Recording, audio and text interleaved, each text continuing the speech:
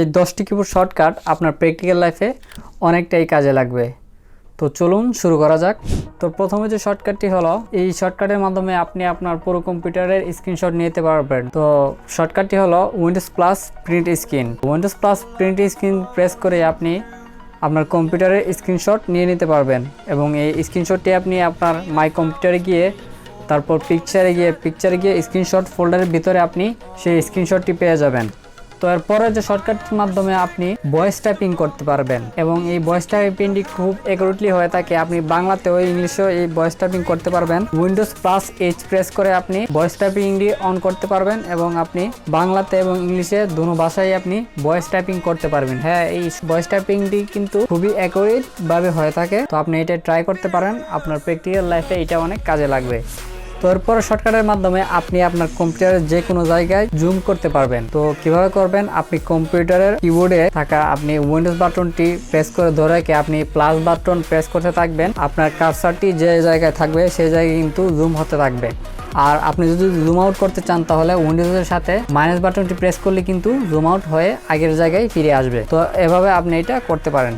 কম্পিউটারে সাধারণত কোনো ফাইল ডিলিট করলে সেটি কিন্তু রিসাইকেল বিনে চলে যায়। তো আমরা এমন অনেক ফাইলই ডিলিট করতে চাই যেগুলো আমাদের পরবর্তীতে আর কোনো সময় দরকার পড়বে না। তো সেই ফাইলটি ডিলিট করার সময় যদি আমরা শিফটের সাথে ডিলিট প্রেস করি, শিফট প্রেস করে ধরে রেখে যদি আমরা ডিলিট প্রেস করি তাহলে কিন্তু সেই ফাইলটি কিন্তু পার্মানেন্টলি ডিলিট হয়ে যাবে, সেটি কিন্তু আর রিসাইকেল বিনে যাবে না। তবে আমরা শিফট প্লাস ডিলিটের মাধ্যমে এটা আমরা করতে পারি।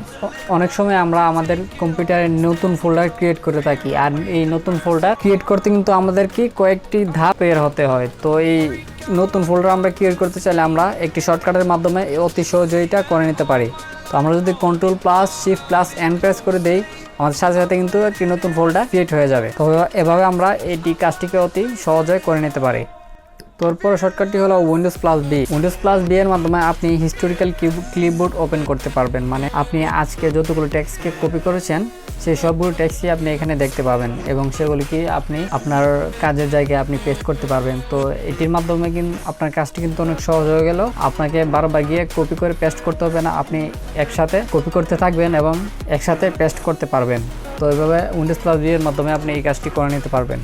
আর এখনের এই শর্টকাটটি দিয়ে কিন্তু আপনি আপনার কম্পিউটারের টাস্ক ম্যানেজারে চলে যেতে পারবেন। এই টাস্ক ম্যানেজারে চলে যাওয়ার জন্য আপনাকে control plus shift plus escape বাটনটি প্রেস করতে হবে। এটি প্রেস করলে কিন্তু আপনার সামনে টাস্ক ম্যানেজার ওপেন হয়ে যাবে আর আপনি দেখতে পাবেন যে এই মুহূর্তে কোন অ্যাপটি কতটুকু মেমোরি ব্যবহার করছে, কতটুকু র্যাম ব্যবহার করছে এবং কত পার্সেন্ট সিপিইউর দখল ব্যবহার করতেছে। তো এটা আপনি দেখতে পাবেন। আর আপনি এখান থেকে যদি পারফরমেন্সে চলে যান তাহলে এখানে দেখতে পারবেন যে আপনার কম্পিউটারে কতটুকু র্যাম ব্যবহার করা হয়েছে, কোন সিপিইউ ব্যবহার করা হয়েছে এবং কোন এসএসডি ব্যবহার করা হয়েছে, এসএসডি কত জিবি আপনি এখান থেকে দেখে নিতে পারবেন।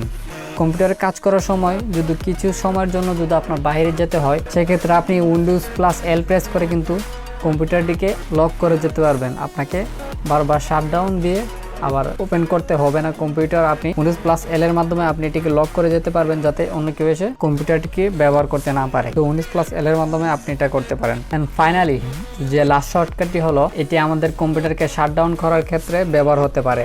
আমরা ম্যানুয়ালি মাউস দিয়ে গিয়ে স্টার্টে গিয়ে আমরা তারপর শাটডাউন খুঁজে আমরা এটিকে ক্লিক করি, কিন্তু আমরা এটা কিবোর্ডের শর্টকাটের মাধ্যমে এটা আমরা অতি সহজেই করে নিতে পারবো।